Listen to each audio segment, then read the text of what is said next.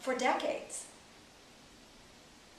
Okay, let me say that again. Okay. A normal cell that's being attacked by something continuously and that begins to adapt so that it can become immune and not be killed by that substance may take decades to build an immunity strong enough that that thing no longer will overcome it.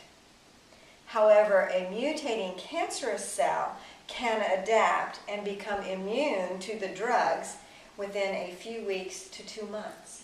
Wow. The difference in time is astronomical in the adaptation that takes place.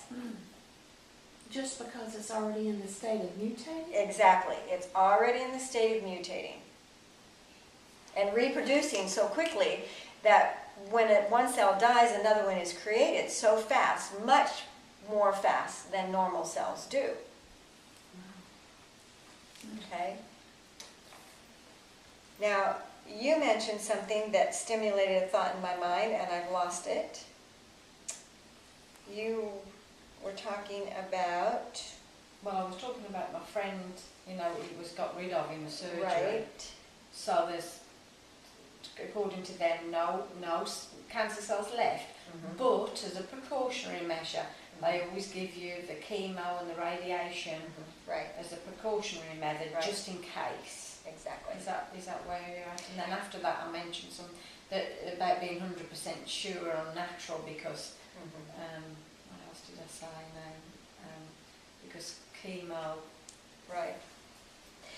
Well, I forget. Again, it comes down to what we've been taught, what we believe because of what we've been taught, and we make our choices from what we know.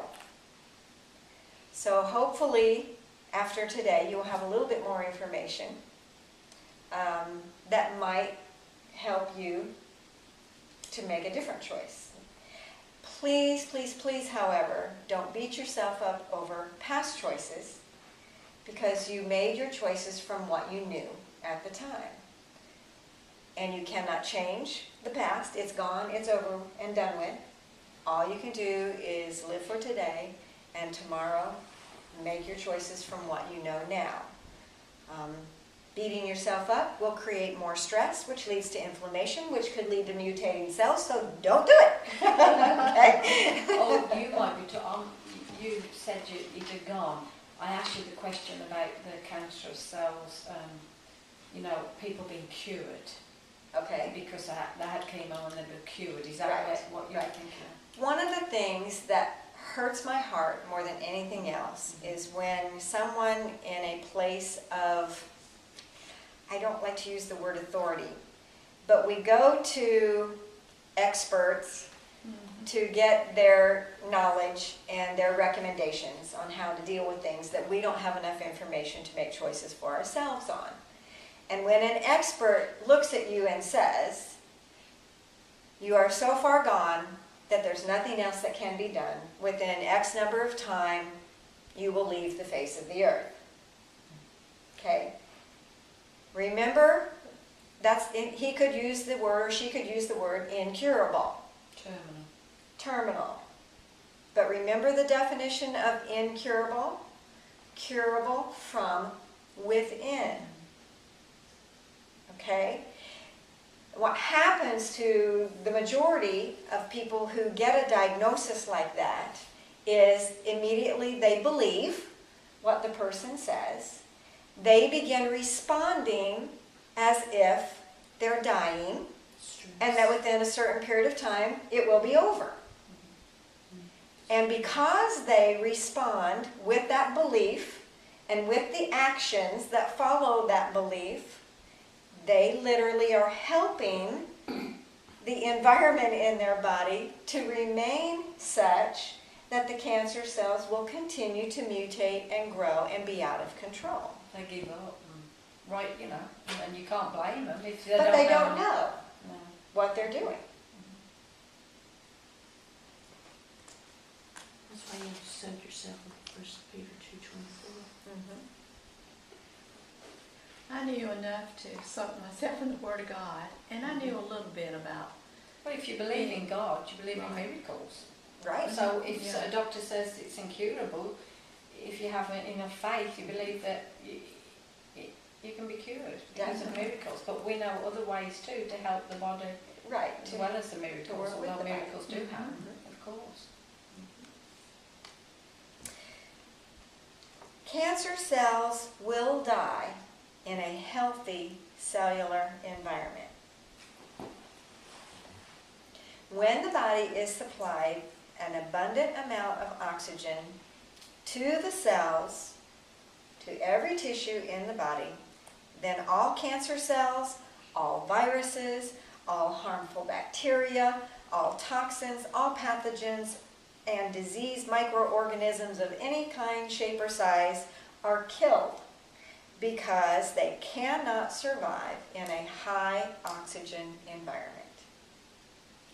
Literally, they have taken HIV virus and killed it by introducing oxygen to it in high amounts. Yes, ma'am? Okay, fungus is not a bacteria, not a virus, it's a fungus. Okay, Is that included? it is included. Yes, ma'am. Breathe deeply, Claire. I did that this morning. So how do we make sure we oxygenate our bodies? Okay. It's official. I'm glad you The asked big that. question. Biggie. Most humans are not able to get the proper amounts of oxygen in their cells and tissues, due partly to poor air quality. We have so many toxins in our air today that the air that we breathe is not the same quality air that it was when God created the earth and for centuries past. So now they've come up with oxygen drops. There are products that have oxygen Michael in them. Jackson comes to mind. didn't he? $35 Yes. bottle. Yes, he got in hyperbaric chamber. And there are those around. You can lie in them and breathe oxygen. They have oxygen bars where you can put these things up in your nose and sit and drink a soda or something, and while you're inhaling oxygen. Yeah, I heard of that. Yeah, Never heard of that before. Baric chambers are expensive. they are expensive. There's Well, one that's at, one good thing the hospital Tron. does. They do give you oxygen. Yeah, in Columbus, the Right. hospital in Columbus has one. Yeah. Another reason that we don't get the proper amounts of oxygen to our cells and tissues is that we have poor breathing habits. And we talked about breathing last week, wasn't it? Where we sat on the front of our chair and we took deep breaths. And then another reason that most of us don't get the right amount of oxygen to our cells is that we do a lot of oxygen depleting activities in a normal day. Anything that requires energy from our body is drawing the oxygen that is available in the body out and using it. If we're not breathing properly and doing other things to replace that energy, we will get what's called an oxygen debt. In other words, there's not enough oxygen available so that all the cells and organs and tissues can work the way they're supposed to. Now remember, if we deprive an oxygen even 35%, if we deprive a cell of even 35% of the oxygen it needs in a 48-hour period, a 2-day period, that cell will begin to mutate. So give us an example of the activities that deplete. Okay, let's talk about digesting foods. You may remember this, maybe you don't, but I'll say it again. Digesting a meal that has a plant source food and a flesh in the same meal. Your flesh is going to be cooked, which means it's not alive, means your body has to do 100% of the digestion of that flesh. Flesh needs an acid-based enzyme to digest it. You put another type of food, a plant-based food, in your stomach to be digested at the same time, which requires an alkaline enzyme to break it down. Acid and alkaline in the same space at the same time neutralize each other out, so there's not enough enzymes to digest that meal completely. Your body is using over 2/3 of all of its energy reserves to digest that meal. More energy than it would take you to run a 26-mile marathon. My goodness. So quit eating flesh. At the same No. time. I'm not saying that. No.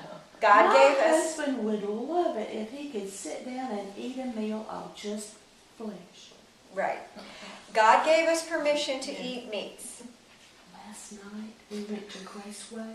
Because you can just go to Graceway and just eat for nothing. I always take food. But anyway, it's a church.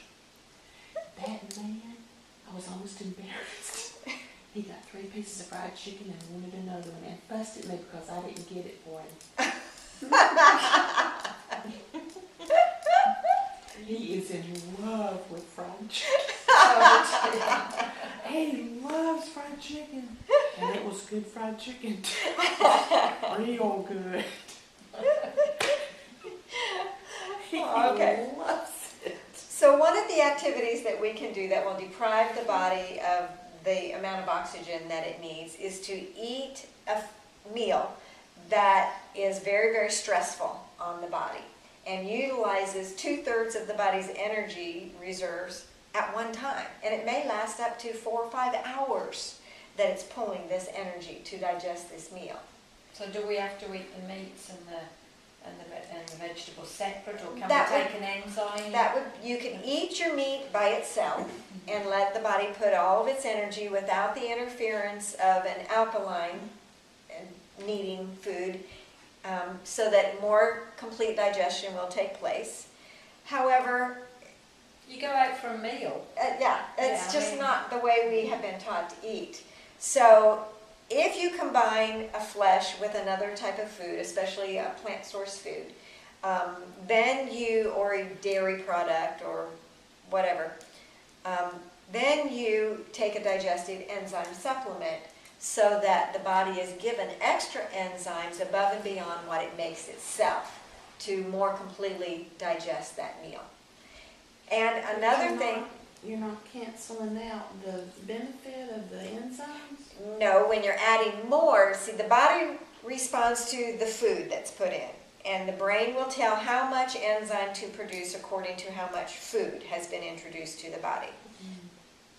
When you put extra enzymes in that has not been sent from the brain, they're going to stay there and they're going to do their work.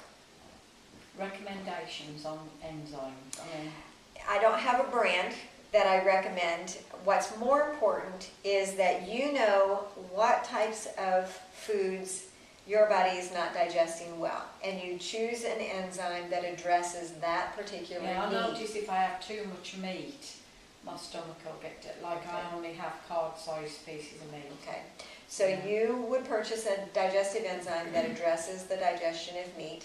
Proteins. Meats also have fat in them, and more than likely, if the digestion of proteins isn't happening well, the digestion of fats isn't happening well either. So you also want a digestive enzyme that digests fats more completely. And the health food stores will Correct. tell you that. If you Yes. go to a good health food store. And if you don't know which foods your bodies have a difficult time digesting, we can do muscle testing and get those answers for you. Okay? So, cancer cells do die in a healthy cellular environment.